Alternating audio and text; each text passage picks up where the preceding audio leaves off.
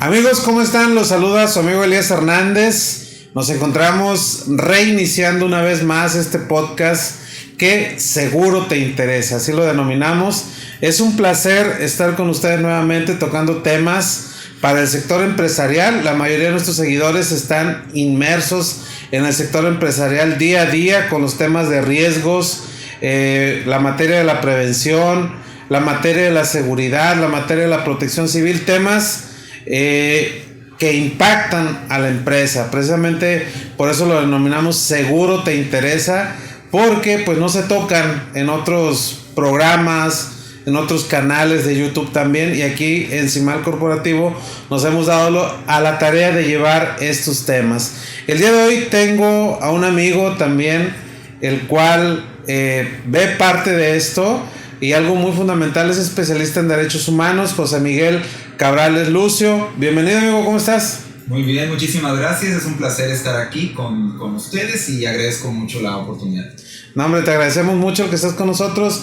Oye, pues mira, vamos a tener esta plática y siempre hemos hablado, o yo en las ponencias que llego a tener ante empresas, universidades donde estoy, he hablado de los derechos humanos. Me gustaría que les comentes, ahora sí que a nuestros escuchas, a las personas que nos ven a través de estas plataformas, ya hoy pues del dominio común de toda la sociedad, vamos a decirlo, lo que es el canal de YouTube, los podcasts que también lo puedes ver o escuchar también desde tu coche, o ver los videos en tu casa también, o Facebook, que también es otra plataforma donde ven pequeñas cápsulas. Que nos platiques un poquito de tu preparación académica, tu dirección como profesional, tu especialización, para que sepan quién está con nosotros.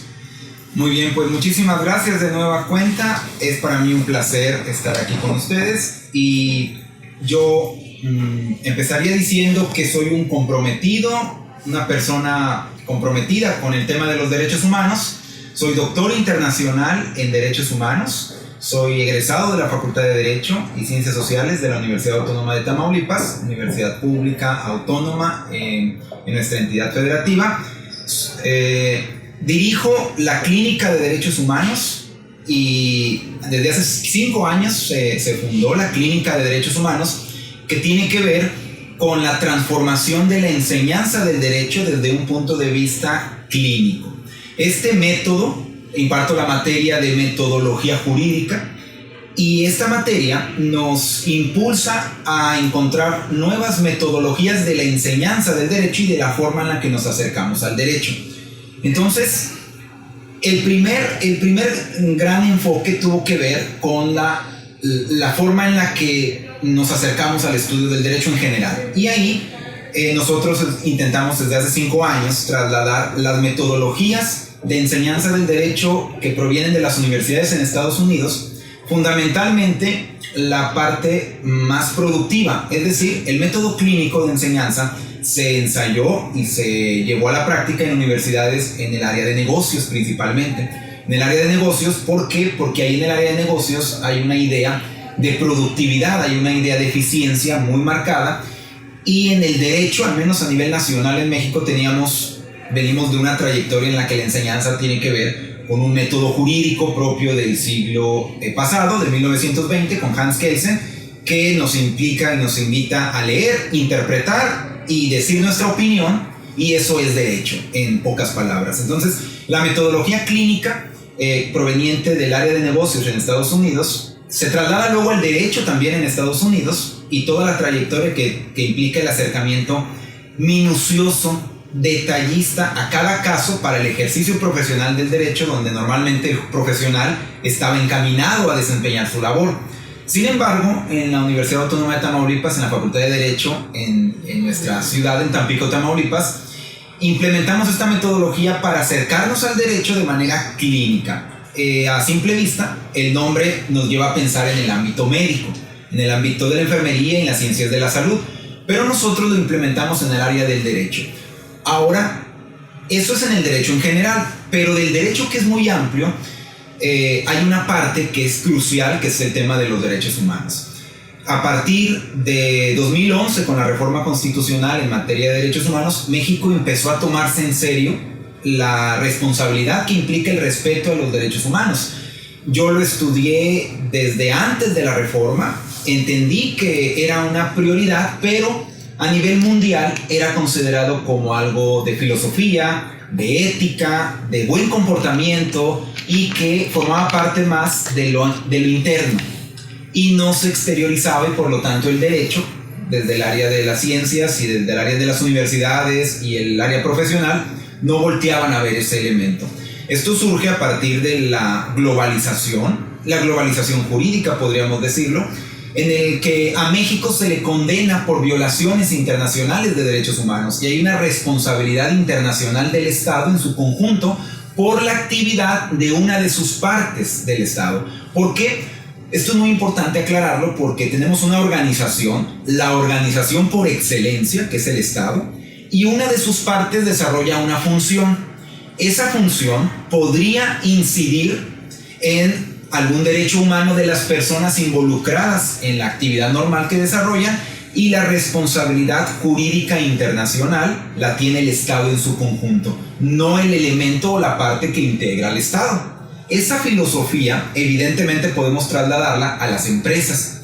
¿Por qué? Porque las empresas son un reflejo de la organización por excelencia. Entonces, antes de surgir las empresas desde el ámbito privado con toda su cobertura, surge el Estado. Y el Estado es el ejemplo ideal de organización, con sus pros y sus contras, pero este ejemplo es el ejemplo público que luego se traslada al ámbito privado, al ámbito de la empresa, y por lo tanto el respeto a los derechos humanos desde el siglo pasado, particularmente desde 1999, 2009, que nos condenan internacionalmente, 2011 con la reforma constitucional en materia de derechos humanos, y de ahí para acá, que es hace 10 años, no es mucho tiempo, llevamos muy poca experiencia en trasladar la cultura de los derechos humanos a todas las personas. Dice la Constitución: todas las autoridades en el ámbito de sus competencias, y había una discusión sobre quiénes estaban obligados a respetar los derechos humanos. El entendimiento de persona, de la palabra persona, suscita mucha controversia, porque los derechos humanos están vinculados a una persona y no individual, pero las empresas ha sido un desafío para el derecho, porque el derecho lo más que pudo hacer con las empresas es generar una ficción jurídica, y en algunos países le llaman persona jurídica, como España, y en otros países le llaman persona moral. Con esas problemáticas en la gramática, la discusión está en si las empresas tienen derechos humanos. Primera discusión. Segunda discusión: si las empresas pueden violar derechos humanos. ¿Por qué son discusiones? Porque las empresas pensaban que se encontraban al margen de la relación normal y típica entre el Estado, autoridad pública, formal, típica, y personas, antes llamadas individuos, por eso el nombre de garantías individuales en nuestra Constitución. Cuando se le cambia a personas, entra el debate, evidentemente, de que persona también es una persona moral, y la persona moral es una empresa en nuestro entorno. Por lo tanto, también es sujeta de derechos, y también está obligada a cumplir y respetar los derechos humanos, no solo de las personas que colaboran directamente en la empresa, sino de todo su entorno. Entonces hay una relación hacia varios puntos de la empresa que estamos explorando todavía, y estamos en construcción con esa cultura. Ok, José Miguel, mira, parte de la audiencia, por no decir toda la audiencia que tenemos en nuestro canal, son personas que están insertas, o ya sean empresarios, o bien sean personas que están jugando todos los días con los riesgos que existen dentro de los centros laborales, en los cuales existe la posibilidad de que las personas puedan perder la vida por incumplimiento de normas oficiales mexicanas, por incumplimiento de reglamentos. Y yo siempre he dicho que la vida propia de los trabajadores dentro de la empresa lo marca el artículo 123 constitucional, fracción 14, fracción 15. que es deber de cuidado del patrón de preservar la integridad de las personas de su centro de trabajo. Me gustaría que nos hables un poquito de eso, porque luego no lo entienden, luego dicen es que viene la autoridad o viene la Secretaría de Trabajo, pero yo explico mucho que la Secretaría de Trabajo a través de sus inspectores o bien Protección Civil están actuando en función precisamente de eso que hablas, de las sanciones internacionales que muchas veces se tienen, y que esos organismos internacionales sancionan a México precisamente por no tener normas o no tener la ejecución o la vigilancia y cumplimiento de esos derechos como tal, porque es un derecho que tiene la persona de trabajar en un entorno seguro y de que se busque preservar su seguridad, su integridad y su vida. ¿Qué nos puedes comentar al respecto? Bien, la verdad es que al margen de que todas las personas morales y físicas, todas las empresas, como integrantes del Estado y de la sociedad en la que nos encontramos, están obligadas a respetar la Constitución, jurídicamente. Y en caso de que no la respeten, pues evidentemente hay consecuencias jurídicas. Normalmente el incumplimiento de las normas jurídicas atiende principalmente a los departamentos jurídicos, a los espacios jurídicos que cada empresa tiene. Surgió la necesidad de que las empresas tuvieran un departamento jurídico, y este departamento jurídico, con la concepción tradicional de los despachos de abogados, de los abogados, abogadas, de los juristas, era apagar fuego. Es decir, ir después del problema, cuando el problema estaba en los tribunales, porque no pudo haber sido resuelto con los marcos internos de la empresa. Tener un departamento jurídico en la empresa con una concepción de reacción, es decir, que después de que se presente el problema que no pudieron resolver, refleja una falta de capacidad en la empresa de resolver sus propios problemas. Y es el mismo reflejo del Estado. Cuando te sancionan internacionalmente por violaciones de derechos humanos o cualquier violación de un tratado internacional, refleja tu incapacidad como Estado, en su conjunto como país, de resolverlo por tus propios medios. La empresa es un reflejo de la organización del Estado, con ciertas características, evidentemente, pero el no cumplir con la normativa constitucional ya de entrada tiene consecuencias jurídicas. Pero, por ejemplo, vámonos más allá. Estamos tratando con personas. La empresa en su organización tiene relaciones de poder. El poder se manifiesta a través de muchas formas. Hay consejos de administración, hay diferentes formas de organizar el poder en una empresa, con ciertas libertades, ¿verdad? Pero debemos tener bien presente que el trato con las personas nos va a implicar ubicarnos en el rol que jugamos. Entonces, por ejemplo, generalmente los patrones, las patronas, las personas con poder en una empresa tienen la posibilidad de mover el entorno de otras personas, o sea, los trabajadores. Los trabajadores tienen el derecho de vivir en un entorno libre de violencia, en el entorno laboral, así tal cual dicho es como viene en muchas disposiciones. Sí, precisamente se acaba de ratificar por parte del gobierno mexicano un convenio de la Organización Internacional del Trabajo que habla sobre el acoso laboral en el ámbito de los puestos de trabajo. Entonces estamos caminando hacia vincular las empresas a una conciencia sobre el respeto de los derechos humanos. La vida es un derecho humano independientemente de que venga en la propia Constitución. Incluso si no viniera expresamente, es una razón natural de preservar la vida humana. Es decir, si no dijera nada la Constitución, evidentemente habría mecanismos jurídicos para buscar la responsabilidad de la empresa, siempre y cuando haya una relación de responsabilidad. ¿Cuál es la relación que encontramos aquí? Es una relación de subordinación que viene desde el marco del derecho laboral. De ahí se crean las relaciones de trabajo entre una persona que presta el servicio y una persona que recibe el servicio en una relación de subordinación que a través de un salario, que es el concepto. Bueno, te voy a interrumpir algo y voy a hacer la pregunta puntual con respecto a lo que dices, porque la Ley Federal del Trabajo, la Ley de Seguro Social, dicen accidente de trabajo, ¿sí? Y lo he tocado con muchos abogados el tema y aquí lo han visto. Y yo digo, accidente de trabajo, en realidad cuando nos vamos a analizar las causas de los accidentes, las muertes de los trabajadores, te das cuenta que fue una acción o una omisión por parte de la empresa que deriva de alguna norma, de alguna ley o de algún tratado internacional también que hizo o dejó de hacer. Y eso hizo que perdiera la vida esa persona, de la cual es mi obligación preservar su vida. desde tu concepto como especialista en derechos humanos, ¿crees que existan los accidentes? Sí, aquí lo que tenemos que tener claro es que la terminología que han usado nuestras leyes, incluso esta ley en particular y lo que tú mencionas, lleva un trasfondo de protección del Estado, es decir, de quien ostenta el poder. Por lo tanto, la empresa ostenta el poder. Si te das cuenta, en términos económicos, en términos de relación de poder, todo el derecho laboral está creado socialmente para equilibrar las relaciones de poder en el circuito económico. Tenemos los factores reales de poder y tenemos el trabajo y tenemos el empresario. Hay una lucha de clases ahí desde 1848 con Karl Marx.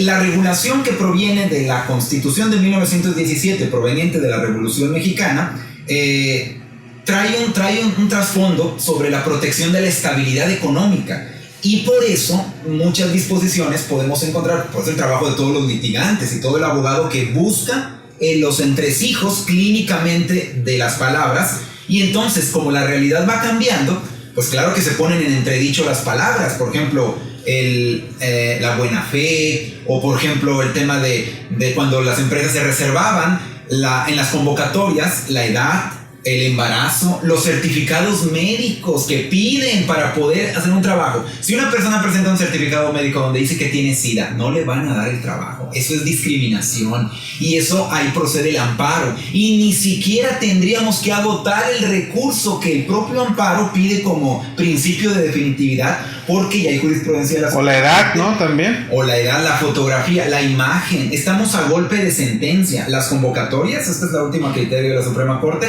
Si la convocatoria establece un perfil que necesita la empresa y si ese perfil no se justifica, incluso puede haber discriminación cuando el trabajador todavía no forma parte de tu círculo de poder. O sea, hasta ese grado la Suprema Corte ha llegado ahí, y por lo tanto, en términos ontológicos y en términos de palabra, pues podríamos decir que la palabra accidentes no es la más acertada en términos legislativos, porque evidentemente hay una responsabilidad de la empresa. Hay proteccionismo del Estado hacia la empresa. En algunos casos, sí. En este caso, sí. En algunos casos, sí. Y el trabajo del abogado litigante es desentrañar esto y explicarlo. No debería de ser así, porque debería haber una reforma legislativa que, si lo que quieres es proteger la vida, y de eso estamos llenos, de ese discurso político, pues entonces regula, redacta. ¿Quién redacta? El legislador. ¿El legislador de quién depende? Pues del pueblo, en términos teóricos. ¿Hay procedimientos de reforma? Sí, hay procedimientos de reforma. ¿Se puede plantear una iniciativa? Sí, se puede plantear.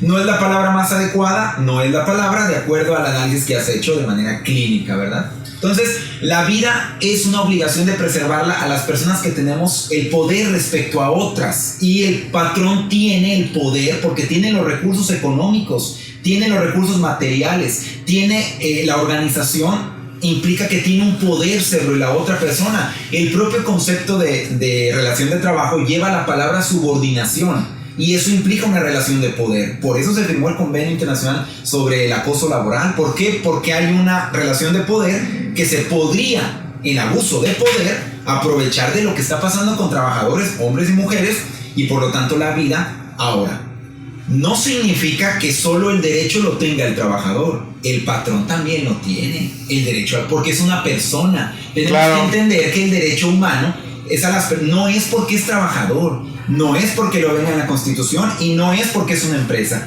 es porque estamos tratando con personas. Y si alguien tiene el poder para mover las circunstancias, por ejemplo el tema de la seguridad, la protección civil, por ejemplo, es un reflejo de la obligación de preservar la seguridad y la vida humana en cualquier entorno. Ojo, pero aquí el Estado, el término protección civil surge en el 85 después del sismo, y entonces se da cuenta el Estado que tiene que hacer algo porque es su obligación, y de las primeras sanciones que tiene surgen del 85, cuando hubo muchísimos muertos en la Ciudad de México, y dicen, oye, caray, ¿qué está haciendo México para auxiliar a esa población, poder prevenir y no ser reactivo? Porque pasaba a ser un estado reactivo y no preventivo. Surge la protección civil. Ahorita lo hablamos en muchos foros, y ahorita que lo comentaste, es deber del Estado buscar alternativas, no solamente para reaccionar,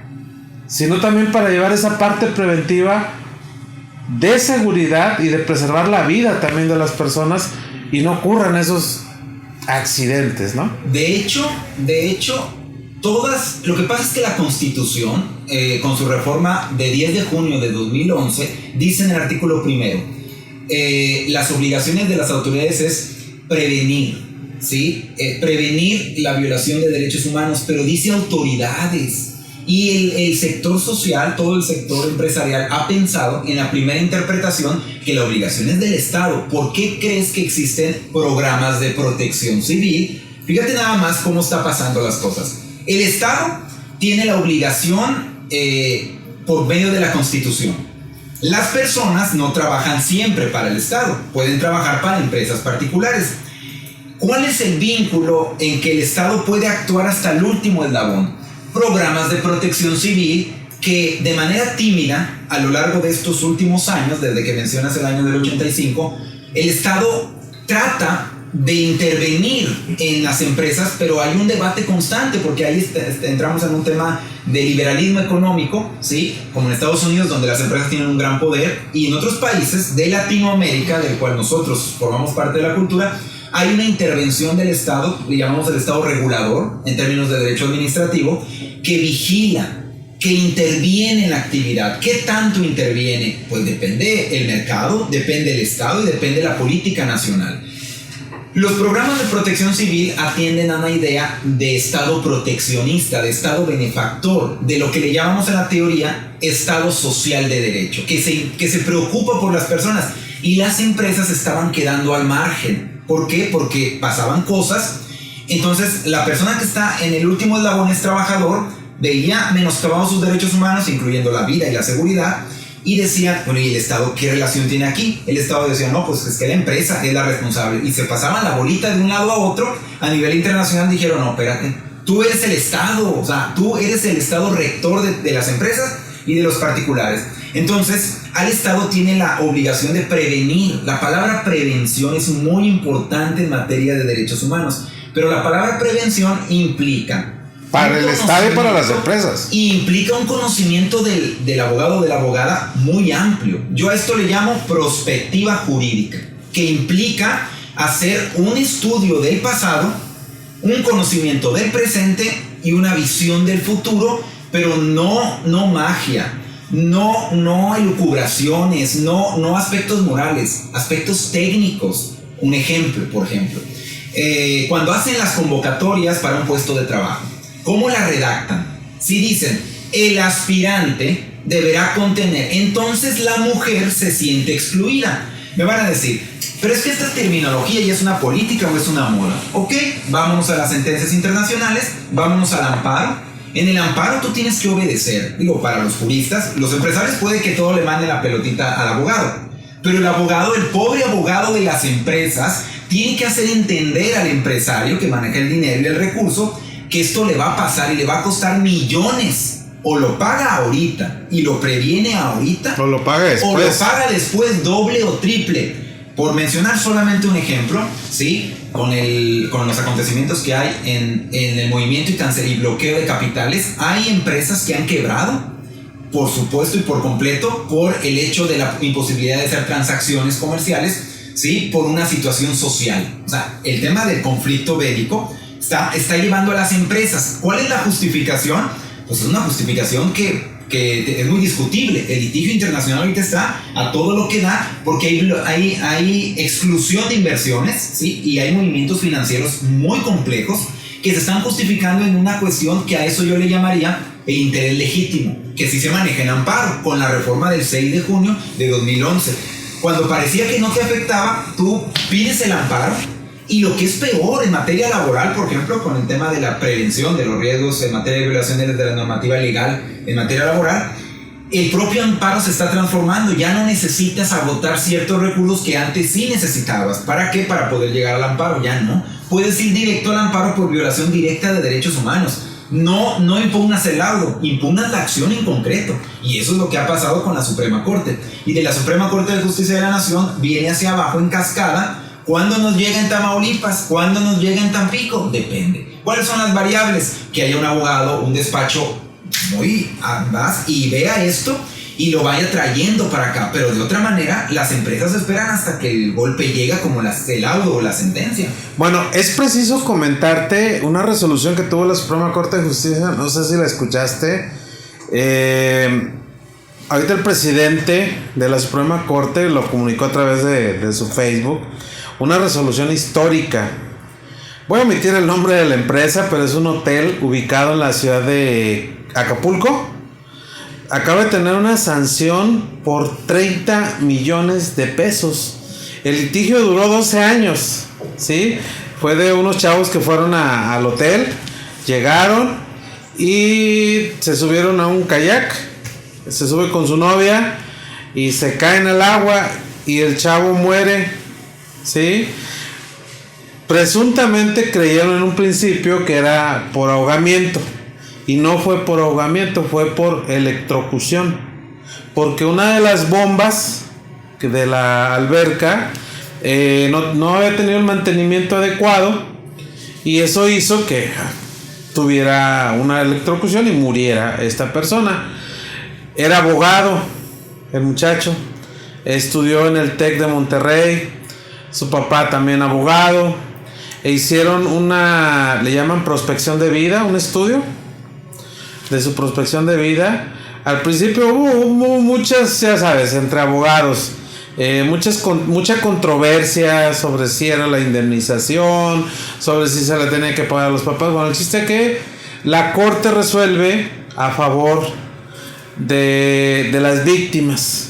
¿Sí? Hoy con la Ley General de Víctimas también resuelve a favor de las víctimas y pone a los padres como víctimas, y la empresa hoy tiene que pagar 30 millones de pesos.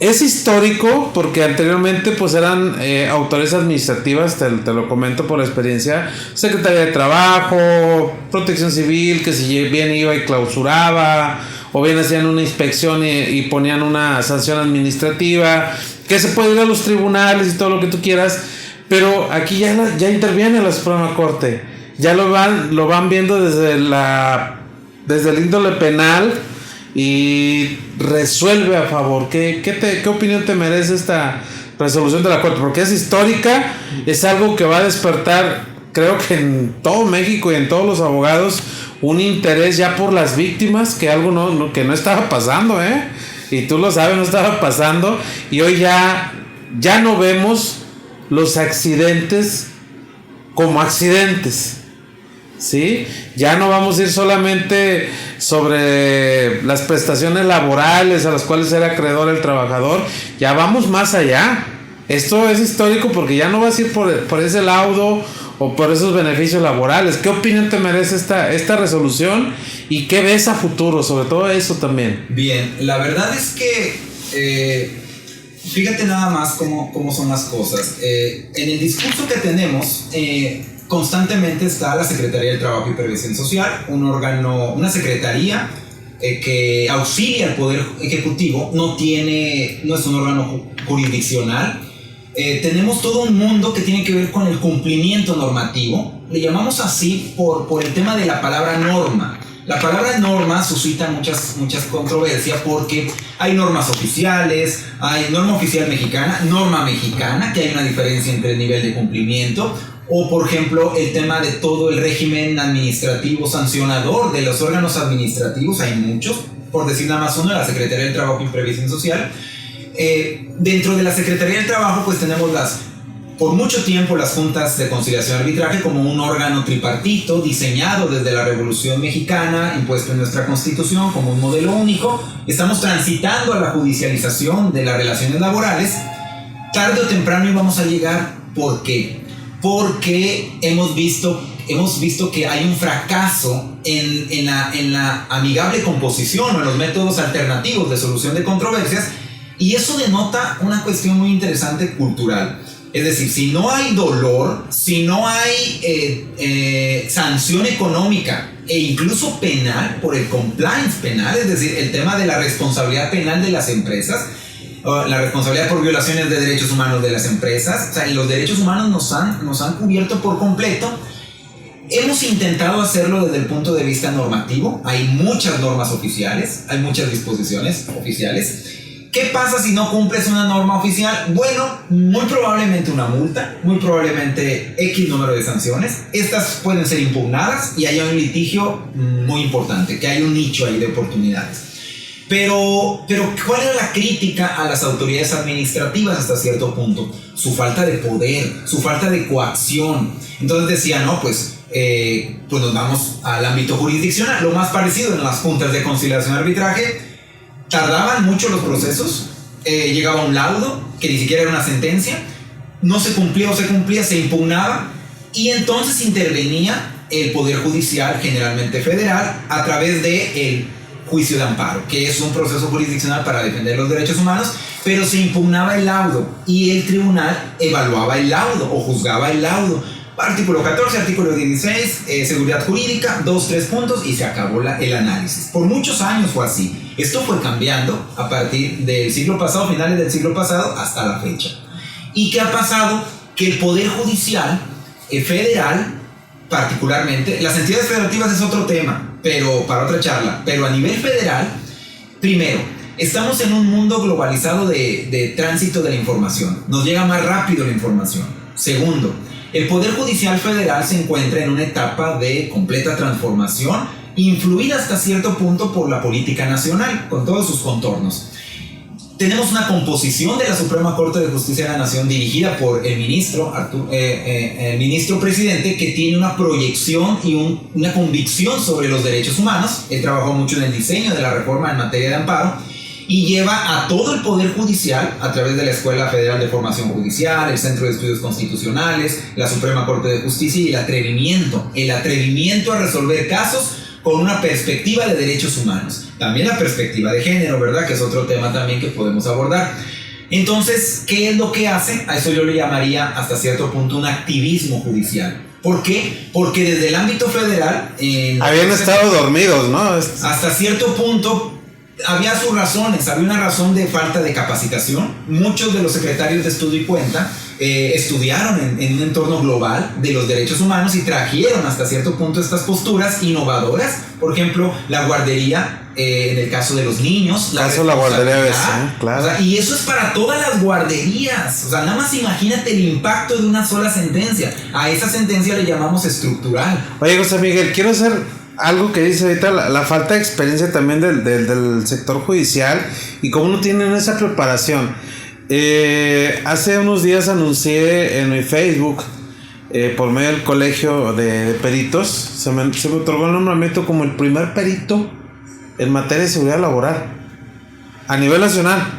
No hay, precisamente la intención que tenemos es auxiliar a estos órganos a que puedan tener un entendimiento de lo que pasa. En este juicio te digo porque tengo la resolución y estamos estudiando qué puntos hubo y estamos entrando. Cuando no entendían el Ministerio Público para empezar, o los mismos peritos que iban a levantar, pues fueron a levantar el cadáver y lo llevaron y hicieron los estudios pertinentes, pero cuando no entendían el por qué un mantenimiento de una bomba era responsabilidad de la empresa y era parte de la seguridad que debía de brindar a los usuarios, en este caso usuarios, pero también a los trabajadores. Vamos, es a los usuarios finales de su servicio de hospedaje, pero también a los trabajadores. ¿Por qué yo tengo que darle mantenimiento si yo contraté a una persona externa que viniera?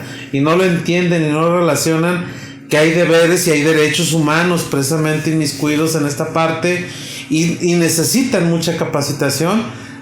Ya con esto que resolvió la Corte, pues ya manda las alertas, manda las luces rojas para que este aparato judicial se prepare en estos temas. Ahora, no solo el aparato judicial, el gremio, la comunidad jurídica en su conjunto, abogados, consultores, notarios, estudiantes, profesores, la comunidad jurídica en corto, podríamos decirlo.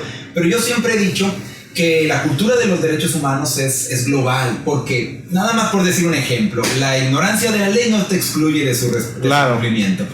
Y eso le aplica a todos y a todas, también empresas. O sea, no podemos excluirnos en la idea de que no me corresponde o no es mi obligación Porque, a ver, lo mismo pasa con el país.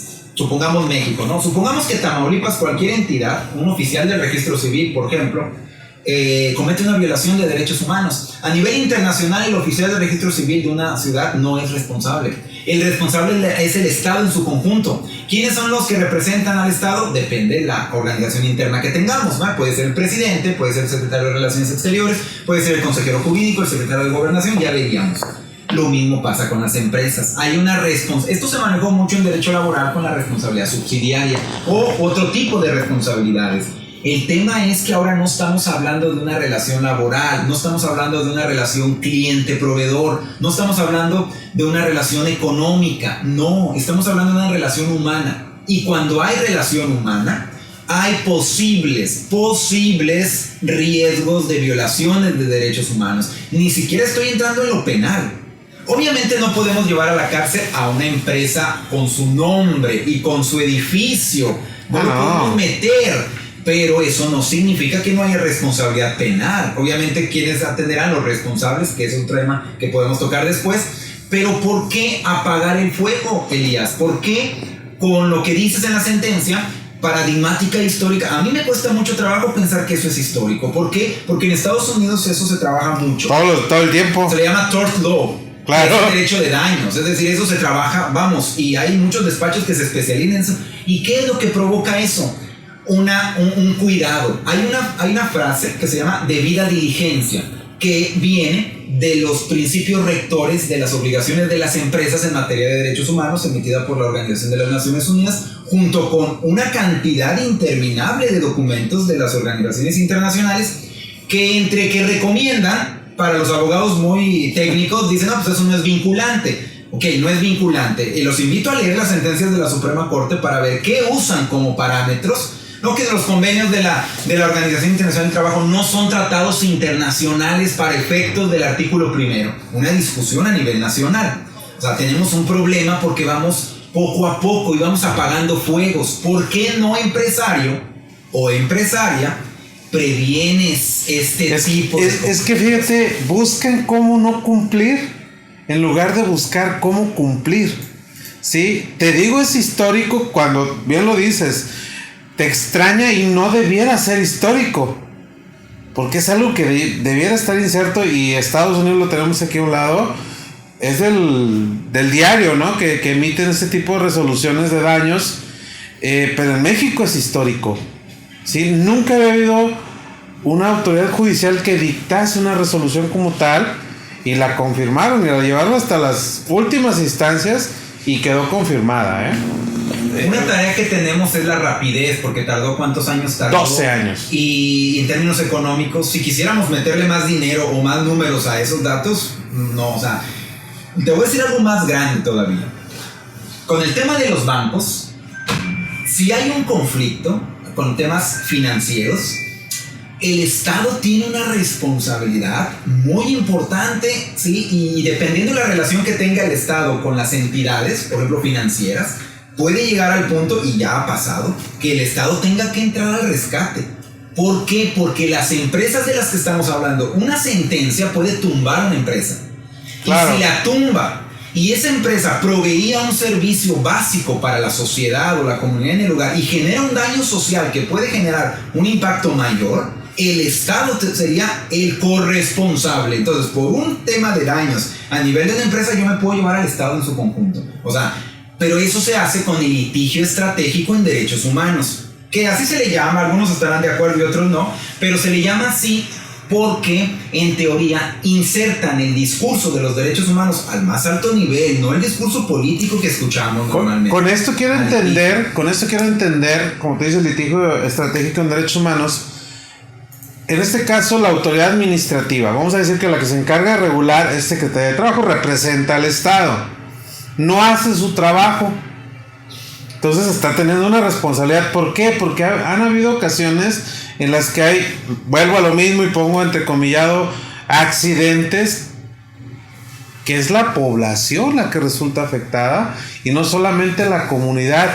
Y entonces, no sé si recuerdes, por ejemplo, Cananea, ¿sí?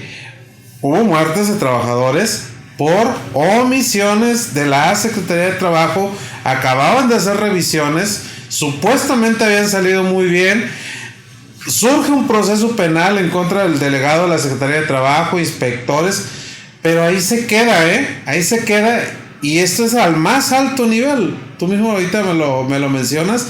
Entonces ya estás inmiscuyendo a secretarios de Estado, a directores, ¿sí? Es el derecho que se mueve. Quisimos meterle en la Constitución derechos humanos y dice ahí todas las autoridades en el ámbito de sus competencias, y hay violaciones de derechos humanos por acción y por omisión, y todos claro, y todas son responsables. Alguien tiene que ser responsable. Normalmente el abogado o la abogada busca eso y busca la justicia en su ámbito de trabajo, pero yo personalmente y últimamente, porque bueno, la experiencia en litigio, la experiencia en consultoría, la experiencia en la academia y en la investigación científica, que me permite ir más allá, yo traslado conceptos de unas áreas en las que se ha desarrollado satisfactoriamente en las áreas donde más se necesita. Yo digo, ¿y por qué atender de manera reaccionaria? ¿Por qué no prevenir? Me diría un abogado, es un mensaje para todo el gremio de abogados, ¿no? Y abogadas. ¿Y de qué vamos a vivir? Si ya no va a haber conflicto o ya no va a haber violaciones de la ley.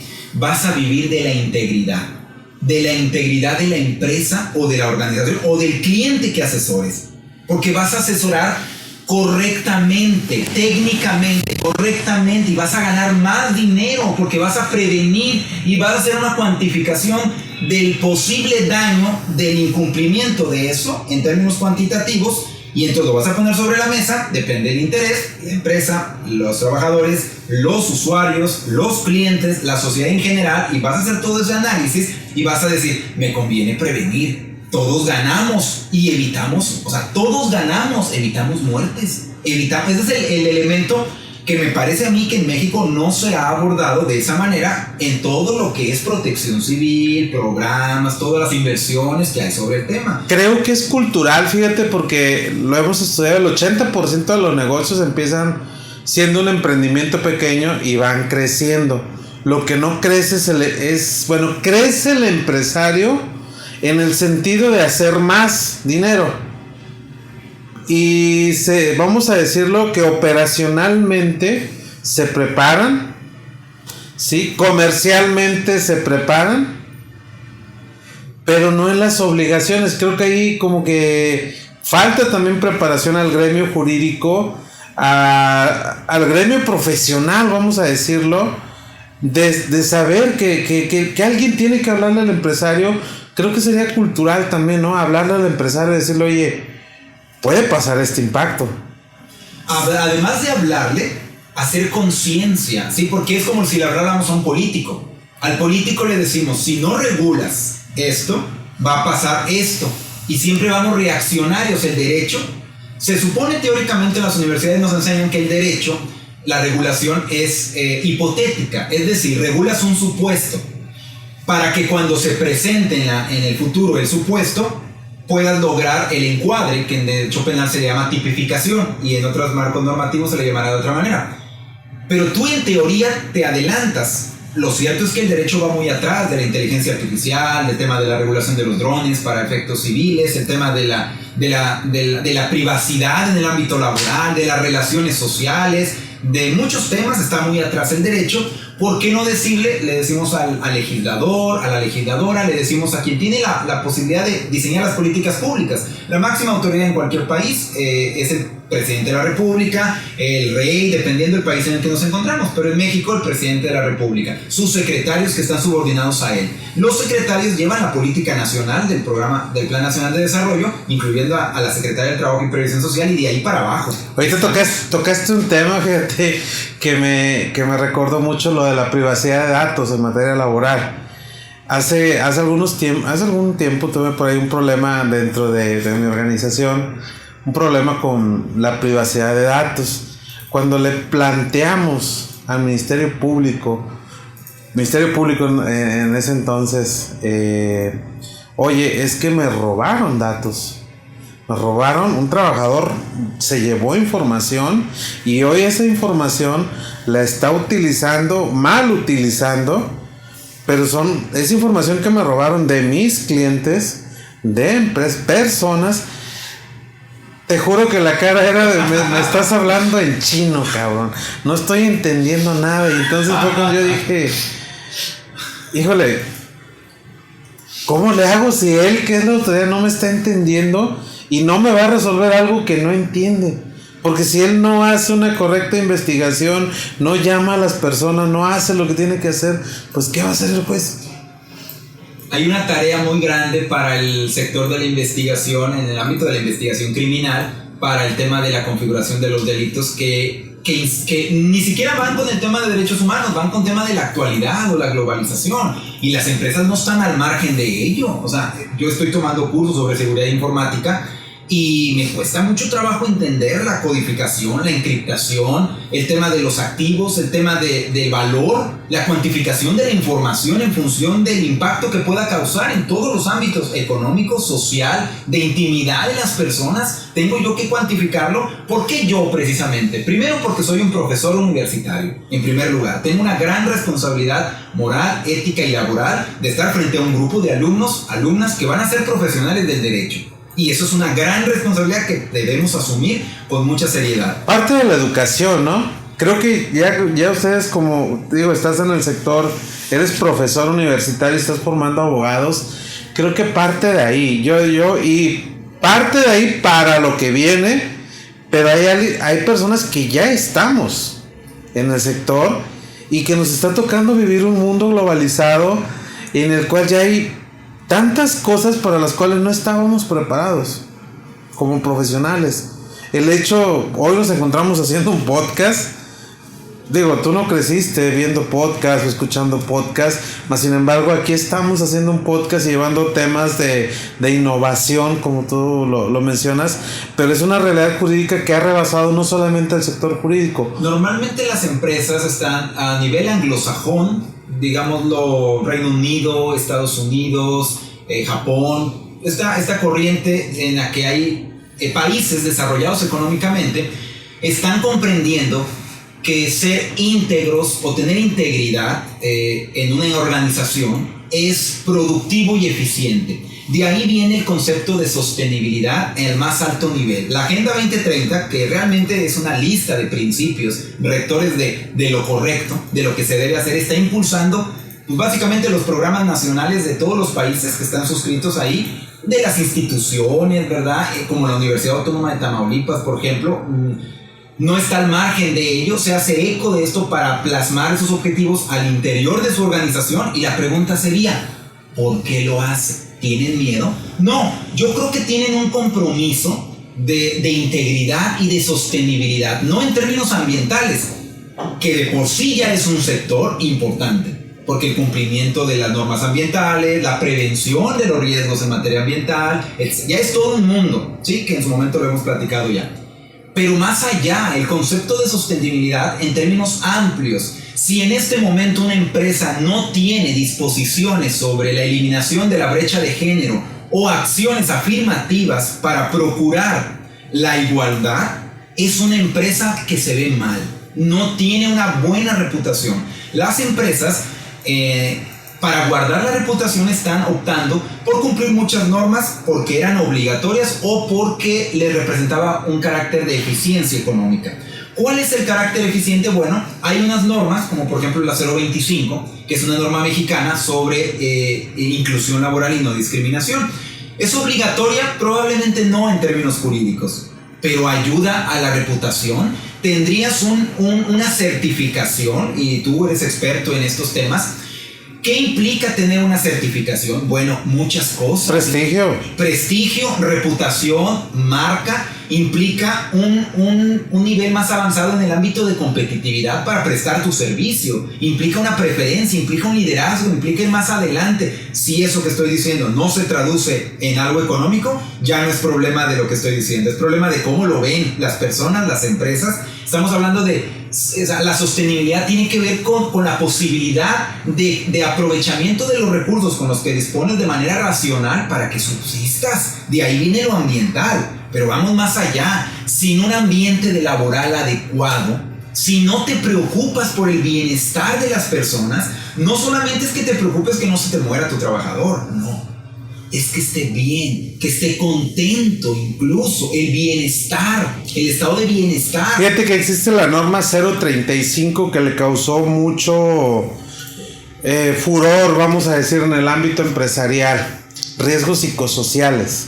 El empresario no entendía de dónde, oye, ¿por qué yo tengo que checar si mi colaborador, decían, está loquito, no está loquito? Eran los términos que yo escuchaba. Le digo, no, tú tienes que revisar que exista un bienestar corporativo. Well-being corporativo le llaman en Europa. El well-being, que existe ese bienestar corporativo. Sí, pero ¿por qué tiene que venir la Secretaría de Trabajo a medirme? ¿Por qué tiene que estarme revisando? Porque si no te revisan, no lo haces. Y tiene que venir a decirte que si no lo tienes, te va a multar con 25,000 pesos por cada trabajador o hasta $500,000 de pesos por cada trabajador si no lo estás haciendo. Bueno, házmelo. Sí, házmelo. ¿Qué tengo que hacer? Pues primero diagnosticar. Ahora, ya resulta en los diagnósticos que hicimos en la consultoría de la NOM 35 de la STPS, que sí existían personas con problemas, estresados, personas que no se sentían a gusto. Y bueno, ¿qué sigue? No, pues ahora hay que implementar un programa.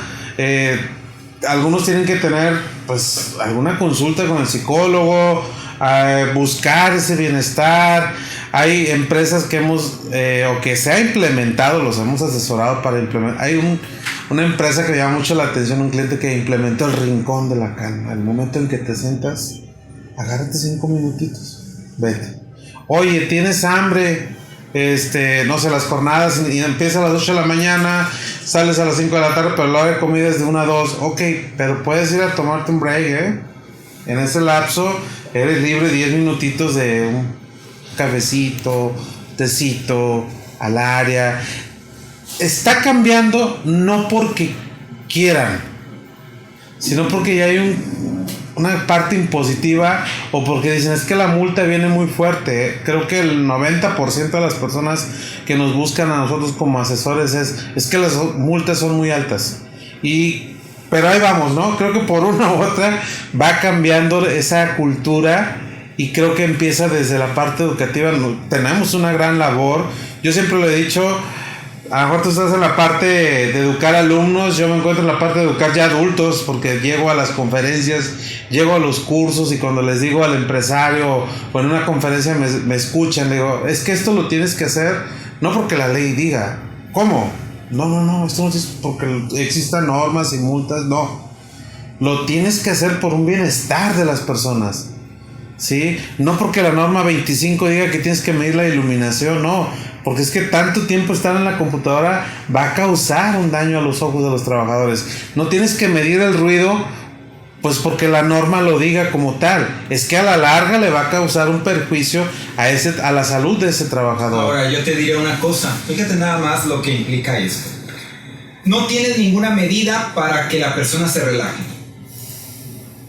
Muchos de los infartos provienen de la presión alta o de la circulación, y hay un mecanismo médico que pues podemos explicar o que expliquen los expertos, ¿verdad? Pero con la pura experiencia empírica entendemos cuál es la relación entre el estrés, entre los ataques de estrés, los ataques de ansiedad y los impactos que eso genera, ¿sí? Ahí hay expertos, hay mucha información que podemos determinar. Si llegamos a encontrar la relación entre las disposiciones y la regulación y las actividades que tenemos que hacer en un trabajo y la consecuencia de la pérdida de la vida por un ataque de ansiedad o por un infarto o por una situación, y logramos con el auxilio de los expertos en un área, llamados en México peritos, si logramos acreditar eso, hay una responsabilidad. Y si hay responsabilidad, puede haber responsabilidad penal o puede haber responsabilidad pecuniaria, o las dos, y con eso podemos generar un gran daño a la persona que generó el daño previamente por no prevenir. Ojo a todos los que nos están escuchando, es muy importante lo que José Miguel nos está mencionando. Vamos en el supuesto que una persona sufre un infarto y logramos relacionar a través de peritos médicos, en este caso un cardiólogo, que nos puede decir, oye, este infarto fue causado debido al estrés, Ok, bueno, ¿y qué ocasiona el estrés? Y si eso, la mayoría del estrés se ocasiona dentro de un centro de trabajo, porque se puede comprobar, y esto en inspecciones lo he visto de la STPS, que los trabajadores no laboran 8 horas, laboran jornadas de 10, 11, 12 horas, y la autoridad no está haciendo nada. Entonces también volvemos a lo mismo, que también la propia autoridad no está haciendo nada. Si la propia autoridad solamente está emitiendo multas, José Miguel, y solamente está emitiendo inspecciones y multas, pero ahí se queda, porque después la multa se combate y se gana en un tribunal, ¿está cumpliendo la autoridad? Esa es una muy buena pregunta, porque es ver las cosas con un análisis clínico, es decir, ver lo que tú haces es un enfoque global del asunto, y es verdad, la autoridad administrativa tiene sus competencias, y a pesar de que hay algunas normas oficiales que son obligatorias y hay una sanción económica en caso de incumplimiento, y algunas otras normas también que existen, supongamos que se impone una sanción económica. Si hacemos un balance, ¿qué incentivos le genera a la empresa el cumplimiento o el incumplimiento? La inversión económica que le supone prevenir eso en una primera aproximación le resulta muy cara, entonces no previene, se ejecuta el acto. ¿Qué probabilidades hay de que de 5 empresas, 5 no cumplieron? ¿Tú crees que las 5 empresas están sometidas a un proceso de fiscalización, inspección y probablemente multa? Probablemente 3, probablemente 2, probablemente ninguna, porque no llegó a conocer la autoridad. Supongamos que de estas 3 sí conoce la autoridad administrativa. De estas 3 todavía falta que el procedimiento administrativo se lleve a cabo más o menos bien. Supongamos que se lleva bien. O sea, un porcentaje de 100% de cumplimiento de la autoridad administrativa. 12 años no me ha tocado ver un solo procedimiento que vaya bien, ¿eh? Madre mía, imagínate. Ahora toma en cuenta que estas 2 empresas no cumplieron. O sea, el nivel de riesgo que tienen hacia las personas en un ambiente de opacidad, en un ambiente de ya se escaparon del procedimiento administrativo. Llegamos al procedimiento administrativo, a las 3 se les sanciona, 2 impugnan, 2 ganan, ya ganaron estas 2 y la autoridad administrativa se convierte en la parte jurisdiccional de la impugnación. Si la autoridad administrativa no está bien capacitada en estos temas que estamos platicando, pierde el juicio. Si pierde la autoridad administrativa, la empresa gana, pero la empresa no había previsto la posible riesgo de privación de la vida de sus trabajadores. Traducción, el trabajador es el que sale peor. Voy a pasar un tip. ¿Sabes de dónde está el fallo? Desde el origen. Y se lo voy a pasar de la juez. Y hay autoridades, nos están escuchando autoridades de la STPS de Protección Civil, nos escuchan. El fallo se encuentra desde el origen. ¿Por qué desde el origen? Fíjate, vamos a hablar una sola norma, la 035 nada más, que va a estudiar los riesgos psicosociales, le llaman, dentro de la empresa a los que están expuestos los trabajadores. Mandan a un inspector. ¿Qué crees? El inspector no está preparado, no sabe ni qué es eso. No sabe qué son riesgos psicosociales. Tú le puedes presentar cualquier documento que se le parezca y que vaya firmado por un psicólogo y te va a decir, ok, cumple. Y a lo mejor no llega ni a sanción porque la persona que mandaron a revisar no tiene la preparación. Y lo que podemos alegar nosotros, como abogados de empresas, ¿cómo me vas a sancionar si no me estás mandando a un perito en la materia? ¿Cómo por qué tu inspector viene, me revisa si él no sabe de esto? Y además, otro error, se los paso, no te manda nada más a observar la norma 035. Hay una norma que ve la parte de contraincendio, de seguridad estructural, de maquinaria y equipo, sustancias químicas peligrosas, equipo de protección personal, trabajos en altura, etcétera, etcétera. ¿Tú crees que esa persona es perito en todas las normas oficiales mexicanas? Si yo, que las estudio para adentrarme y ver el cumplimiento de las empresas, me preguntas, me puedes preguntar de alguna y ahorita te digo, claro, déjame checarlo. O sea, también mi nivel de pericia no llega a ese grado, pues menos ellos. Yo quisiera decir que realmente a nivel federal la Secretaría del Trabajo y Previsión Social tiene una gran estructura, ¿verdad? Probablemente poco vista, poco conocida y poco explorada. Luego tenemos las entidades federativas y sus secretarías de trabajo, en las que tienen facultades de inspección, facultades muy variadas, en las que, por lo poco que yo he podido explorar y de manera muy coyuntural, una de las inquietudes, como ha pasado con la reforma penal en su momento, la falta de capacitación. Mucho. Entonces, no solo tenemos la norma 035, la norma 035, que por mencionar alguna en particular, lleva implícita la idea de bienestar, la idea de salud mental. La Suprema Corte ya se pronunció sobre la salud mental en el trabajo y ya hay casos al respecto que de alguna manera y de manera obligatoria han bajado hacia los entornos en los que nos encontramos. Pero yo creo que las empresas y las entidades federativas como que estamos atrás en el tema de capacitación, ¿sí? Porque requiere inversión. Y la inversión en capacitación normalmente es uno de los grandes retos de México.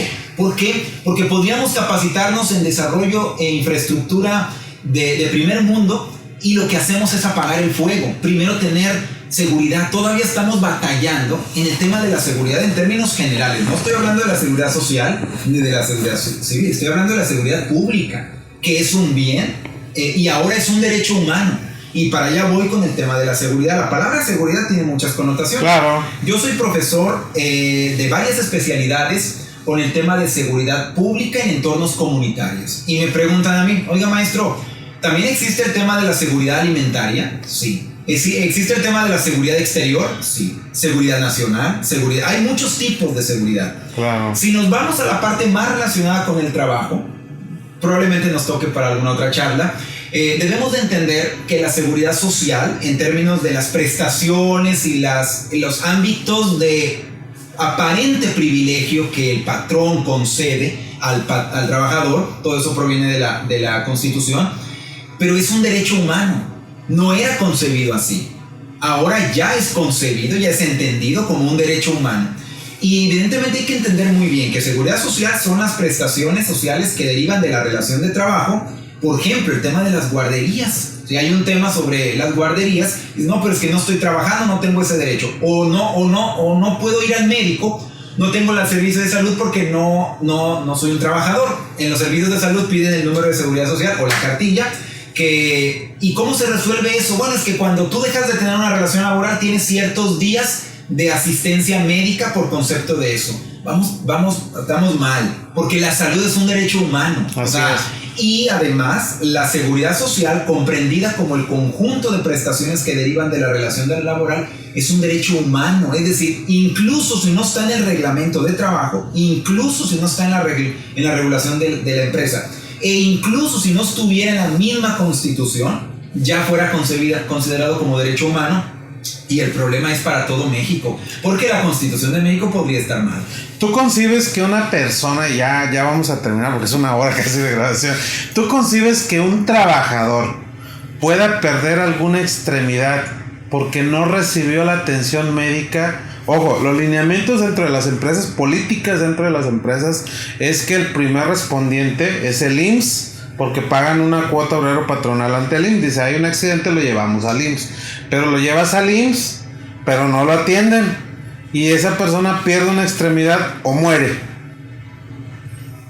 Y entonces la responsabilidad, como murió el trabajador por un accidente que se derivó, la empresa puede decir, oye, es que yo tengo el servicio privado. Si lo hubiera llevado al servicio privado, sí me lo atienden, no se muere y no pierde la extremidad. Pero como los propios lineamientos que tú me marcas, institución del Seguro Social, es que lo lleve contigo, pues mi trabajador perdió la vida y dejó ya una familia. Entonces ahí, digo, se han suscitado y por privacidad que tengo con los clientes no te puedo citar nombres, pero han pasado situaciones en las que yo me veo inmerso en la investigación de qué fue lo que pasó y le digo, pues es que quien está siendo culpable es el IMSS en este caso. Pero esta es una duda generalizada, pasa, ¿dónde lo llevo? A la institución privada que me va a responder que existe una mejor calidad de atención porque es privada y a eso se dedica, pero acá también se dedican, pero no tiene la capacidad para poderlo hacer, te digo, y ese es un caso concreto que pasó y la persona falleció porque no fue atendido. Fue atendido después de 6-7 horas que llegó a la institución pública del Seguro Social y perdió la vida. La verdad es que lo que tú estás diciendo es el análisis de la responsabilidad. Exactamente. Y obviamente que tengo que ser muy claro, la autoridad, el Estado, a través de sus instituciones, tiene una gran responsabilidad, ¿verdad? Y la responsabilidad que tiene es de preservar, prevenir, evitar y proteger los derechos humanos de las personas. Si estamos hablando de la salud o estamos hablando de la vida, y es absolutamente certero que esos son derechos humanos, están protegidos por los tratados internacionales y por la legislación interna, y hay una consecuencia o hay un resultado, una privación de la vida o un daño a la salud o alguna violación a los derechos humanos, debe haber responsabilidad. Eso evidente. No hay situaciones sin responsabilidad. Lo que hay es falta de, a veces, pericia en la identificación de la responsabilidad y la conexión con las partes o las empresas. En el caso de las empresas que representan al Estado, es muy importante tener claro que pueden ser responsables de violaciones de derechos humanos en varias medidas. En la medida de la falta de prevención, en la medida de la falta de protección, que es otra cosa, prevención, protección, ¿sí? Y en el grado de nivel de responsabilidad que pueden tener, es el grado en la que el jurista, el que se encarga de estar defendiendo a las personas, tiene que ponerlo claro. Lo cierto es que es un desafío. Pero lo vas a judicializar. ¿O ante qué instancia? ¿Es ante una instancia internacional? Bueno, antes de llegar a la instancia internacional, las autoridades internacionales sobre derechos humanos son subsidiarias. Subsidiarias significa que debemos agotar todos los recursos a nivel interno. Esta es una cuestión de derecho internacional. Pero antes de llegar al ámbito internacional, las puras autoridades nacionales, hay una cantidad importante, ¿no? En el ámbito administrativo, por ejemplo, hay una cantidad importante para inconformarnos, ¿no? Ahí puede salir su camino, dependiendo el tiempo que tengamos, las condiciones. Pero lo cierto es que cuando hablamos de derechos humanos, el discurso y el eje central de derechos humanos tumba todos los demás elementos, tumba procedimientos administrativos, tumba autoridades, tumba empresas, tumba particulares. O sea, el discurso es el eje central y entonces buscaremos las vías judiciales o administrativas más relevantes. ¿A qué me refiero con relevantes? No necesariamente una vía judicial es la mejor para proteger el derecho humano involucrado por estrategia. ¿Cuánto duró la sentencia de la Suprema Corte de la que me hablas? 12 años. O sea, ¿qué necesitamos? Prevenir, pero cuando ya se presente el caso, establecer de manera categórica la responsabilidad de manera rápida. ¿Cómo se hace eso? Bueno, eso es parte del trabajo del nuevo diseño de la prospectiva jurídica que yo veo, porque te antepones al resultado. Ya no, si ya sabes que una sentencia dura 12 años, porque podría durar más, y es la primera en los términos que tú lo mencionas, pues imagínate, cada siglo va a llegar una, ponle tú que nos estemos adaptando a eso y vengan más pronto. Cada cuando llegas a la Suprema Corte a litigar en el ámbito nacional, entonces todo se queda abajo. Entonces esa parte que se queda abajo nos va a hacer litigar, desgastarnos, pelear hasta llegar a la Suprema Corte, si es que lo atrae el caso y determina la responsabilidad de las instituciones de seguridad social en general o en particular de una, y el alcance de esta responsabilidad. Es lo que va a decir en una sentencia. Si te das cuenta, me estoy adelantando. Esto es prospectiva jurisdiccional. Claro, desde el ámbito académico, porque yo no tengo autoridad jurisdiccional, yo soy un analista. Entonces claro, yo preveo que va a pasar eso porque he leído, obviamente, todas las sentencias, ya he sistematizado. Como ya las he leído, ya las tengo preparadas, ya sé lo que van a decir. Porque además, como investigador, pues investigo hasta el perfil de quienes juzgan. ¿Por qué? Porque han publicado libros, porque ya han expresado su opinión. O sea, es un análisis integral. Llegados a ese punto, la verdad es que hay que ser estratégicos. Por ejemplo, hay que dirigirse a las autoridades administrativas y decirle, a ver, ¿quién tiene autoridad aquí? No, pues el delegado, no, pues el director, literalmente, por Twitter o por una red social. A ver, aquí, las autoridades administrativas están obligadas a hacer control de convencionalidad. ¿Qué es? Significa eso, que deben encargarse de que no se violen derechos humanos por parte de su acción. Entonces, si hay una relación de ellos con la parte de la posible violación de derechos humanos, para evitar la violación de todo el país de un tratado internacional, deberían de hacer control de convencionalidad. Pero no lo saben. Y entonces pierdes al interlocutor porque te dicen, no, pues aquí se hace así o aquí lo hemos hecho así siempre. Y entonces ahí te enfrentas a un desafío. El desafío de la persona, ¿qué persona? Pues el consultor o el asesor, o el activista de derechos humanos, depende de quién seas, o el familiar de las víctimas, o el abogado de las víctimas, o uno de las personas que es víctima directamente. Y entonces la pobre persona diría, pues ¿ahora qué hago? ¿Quién puede ayudarme? ¿No? Como diría cierto programa. Entonces la cuestión es que debemos de atacar la parte de la capacitación, la parte de la conciencia al respecto. Vas a decir, bueno, pero eso no me resuelve ni aquí y ahora el momento. Bueno, hay unos mecanismos jurisdiccionales de acción rápida que no voy a abordar mucho porque nos llevaría mucho tiempo, que implica una acción estratégica internacional. A eso le llamamos litigio estratégico en derechos humanos, que implica acciones ejecutivas rápidas de emergencia, muy parecido a la suspensión provisional del juicio de amparo, claro, pero a nivel internacional. Y no queremos llegar a eso, por claro, eso prevenir la violación de derechos humanos, porque que una empresa viole derechos humanos y eso le genere un problema al Estado como entidad federativa o al país, no creo que le guste a la autoridad política. Y no creo que diga, a ver, oye, ¿qué pasó aquí? Lo que pasa es que arréglalo. Le va a decir a la empresa, arréglalo, porque no quiero estar en los reflectores internacionales como país que no vigile el cumplimiento de los derechos humanos. Entonces, queremos eso, y junto con una larga lista de posibilidades que pueden pasar, ¿queremos esto? No lo queremos. Pues entonces hay que prevenir, hay que intervenir previamente, ¿sí? Hay que, pues, trasladar la cultura del compliance. Yo le hablo de la cultura del compliance en materia de derechos humanos, ¿sí? Y en todas las organizaciones podemos hablar cada giro, dependiendo del giro empresarial, y hablar de esas posibilidades. Podemos hablar de un compliance integral o podemos provenir de las denominaciones típicas, ¿no? Del compliance en materia penal, en materia laboral, y de ahí te vas bajando, ¿no? Dependiendo el claro, nivel de compromiso que tú tengas, porque a nivel de aspectos financieros hay una relativa obligación o una obligación jurídica vinculante, que eso lo saben muy bien quienes manejan el tema de activos, pero tenemos otras áreas de oportunidad de la empresa en la que podrían implementar ello. No lo tenemos explorado, las empresas no lo hacen, las oficinas de gobierno no lo hacen, las universidades no lo hacen. A nivel de Estados Unidos esto lo vinculan mucho con el código de ética, por ejemplo, del cumplimiento. Las universidades y el sector público en México dicen un código de ética, o sea, para ser buenas personas. Digo, lo que pasa es que hoy en día ser buenas personas es eficiente, es competitivo, es bueno. ¿Por qué? ¿Quieres que te explique toda la trayectoria? No, ya lo estoy entendiendo. O sea, si no lo entiendes por las buenas, lo vas a entender por las malas, te va a costar tu empresa. Y tarde o temprano. Sí. Bueno, pues amigos, la verdad es un tema muy muy complejo. José Miguel, te vamos a estar invitando para temas específicos. Vas a ser nuestro consultor en derechos humanos aquí con casos concretos que puede haber. Muchas veces nos hacen llegar casos concretos de qué pasó, o bien a veces se hacen públicos, como el caso de la guardería ABC. Sería bueno analizarlo para que lo tengan desde la perspectiva de derechos humanos, volverlo a analizar, tocarlo, porque la finalidad es eso, que no vuelva a pasar. De mi parte te agradezco mucho la participación, que hayas estado con nosotros, y pues gracias. Te agradezco mucho, y saludos a todas las personas que nos escuchan, y pues dispuesto aquí a colaborar contigo siempre.